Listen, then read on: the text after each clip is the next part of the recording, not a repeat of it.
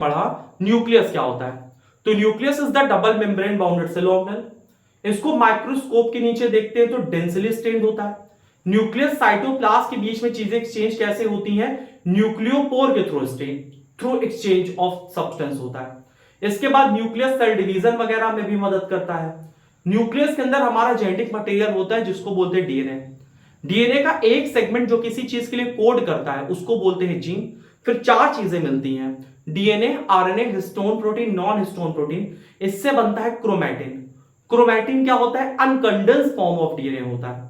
इसके बाद क्रोमैटिन किस टाइम पे सेल पे रहता है, जब सेल को डिवाइड नहीं करना होता। जब सेल को डिवाइड करना होता है तो क्रोमैटिन कंडेंस हो जाता है क्रोमोसोम के फॉर्म में।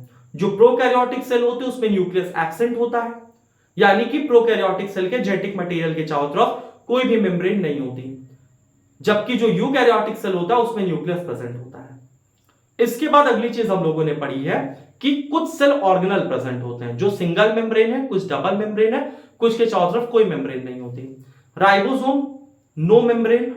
इसके बाद राइबोसोम के बाद सेंट्रियोल के भी चारों तरफ कोई मेम्ब्रेन नहीं होती। न्यूक्लियस के अंदर न्यूक्लियोलस पाया जाता है, कोई मेम्ब्रेन नहीं होती है। न्यूक्लियोलस को हम लोग राइबोसोम की फैक्ट्री बोलते हैं। सिंगल मेम्ब्रेन में चार दिया गया आपकी बुक में, endoplasmic reticulum, Golgi body, lysosome, vacuole.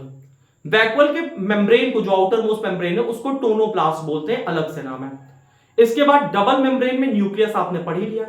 इसके बाद माइटोकॉन्ड्रिया होता है और साथ साथ में प्लास्टिड होता है।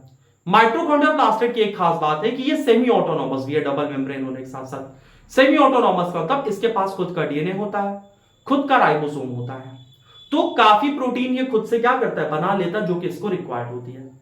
आज की क्लास हम लोग इतनी ही करते हैं, मिलते हैं नेक्स्ट क्लास में और समझेंगे प्रोकैरियोटिक और यूकैरियोटिक सेल क्या होता है। तब तक के लिए जय हिंद।